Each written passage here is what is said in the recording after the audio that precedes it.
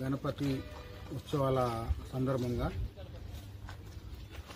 వినయన్న ఆదేశాల మేరకు గల్లీ గల్లీ పరిశీలిస్తూ ఏమేమి అవసరం ఉందో అదంతా చేయించడానికి రోడ్డు కొన్ని ఎక్కడ డ్యామేజ్ ఉన్న వాటికి మరమ్మతు చేయించడం జరిగింది. అలాగే ఇక్కడ ఇంకేమైనా డ్యామేజెస్ ఉన్న రోడ్లను కూడా మురం వేసి పూర్తి చేయడానికి ప్రయత్నిస్తున్నాం. ప్రజలు కూడా ప్రశాంతంగా పండుగ జరుపుకోవాలని మా కాంగ్రెస్ పార్టీ తరఫున కోరుకుంటున్నాం.